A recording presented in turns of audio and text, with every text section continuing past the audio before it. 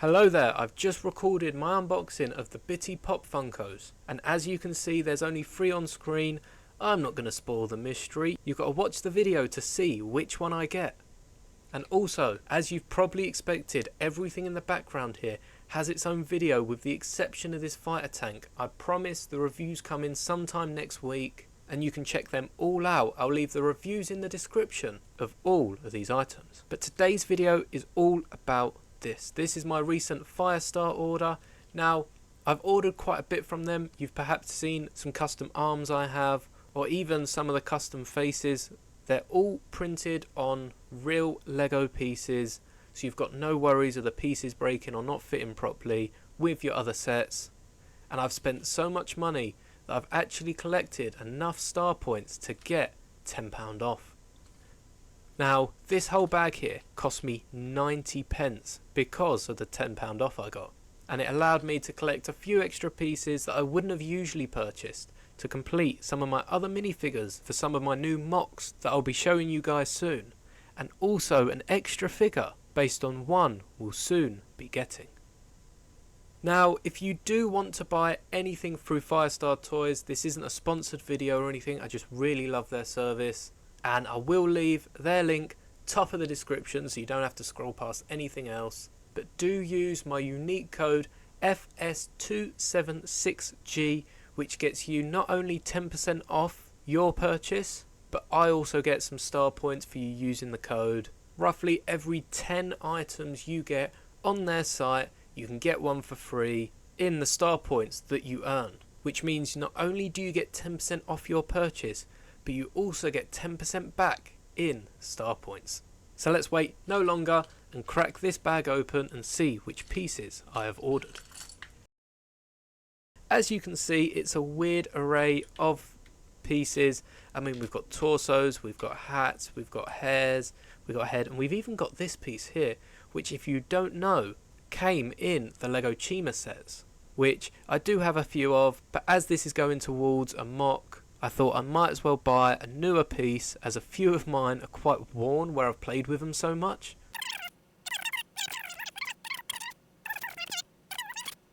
All these pieces are going towards custom Star Wars minifigures. You can see on the left there's a few minifigures missing pieces, and we'll start off with the one that you all probably know, Luke Skywalker. This is the Luke from the Dark Trooper Attack set, and he does only have a hood in this set. So I got this hairpiece to go with him, which is the same hairpiece he has in the Throne Room playset. I know they've switched it up for the diorama, but I am still a fan of this and do prefer it to the new piece. Perhaps it's just because it's the hairpiece that we're all used to, but I really think this hairpiece is the better out of the two. I'll leave an image up on screen so you can get a side-by-side comparison of both hairpieces. Now that Luke figure's out of the way, we'll go with another figure that is linked closely because of the mock I'm building. Now, I'm not going to tell you who this figure is or what they do, but if you can work it out for yourself, you might be able to piece together the next mock I'm building. And this minifigure does have a metal chest plate in universe. Now, it doesn't have these very flamboyant shoulder guards that just stick out into the air. However, this is the closest piece I could find to represent that metal chest plate, so I think it doesn't look too bad. Let me know down in the comments if you can predict what mock I'm building with these two minifigures, and of course I'm not going to let you know if anyone gets it right, but you'll see very shortly when the mock gets released. Speaking of mocks, I also have these 3 minifigures that use Luke's Empire Strikes Back torso and legs from the Cloud City set, and I did get a few of these when they're in the magazines for the hairpiece, as my store just really weren't selling out of them. So a few days before the new magazine come out, I went in and must have grabbed about 3 or 4 of these minifigures, and these are all going to be used to represent Rebel technicians and Rebel troopers, as especially in A New Hope you see many of these style of characters hanging around in their dark tan uniforms with their dark tan hats, and thought it's a great way to use up the torso and legs as I have so many. And as you can see, it does really complete the look, giving them the hat, all 3 hats are identical, and these will definitely be used very soon. Now on to one of the minifigures that I had already made a custom of. However, Firestar had the Admiral Akbar torso on sale for really cheap, and I mean it was dirt cheap. It was like 50p or even less than that, and as it completes the figure I just had to pick it up. And I am using the legs, arms and head from my custom Admiral Akbar, and the last torso I used was one of the older Snowtrooper torsos from like a decade and a half ago, but he looks so much better with his official Lego torso on, and it really does complete the character even with the back printing. It just makes him look that much more like Admiral Akbar. And now onto one of the last figures that I'll be using for mocks.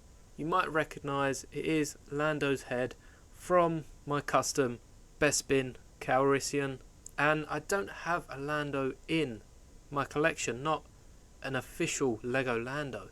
I don't have any from the original trilogy, any from his appearance in the sequel trilogy, and any from Solo. So I have just scraped together Grief Karga's old head from the first minifigure we got, and Finn's hair, as they do represent Lando very well.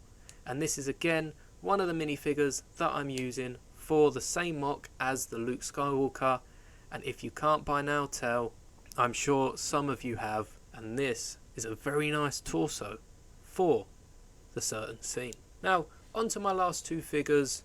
You might have seen recently over on TikTok or on the Lego Shorts that I've been making a few custom characters for Ahsoka. I started off with Thrawn, who looks a bit goofy, and then showed off how I built my Magistrate Morgan Elsbeth and Balon minifigures. And now of course the only one left to build is Shin.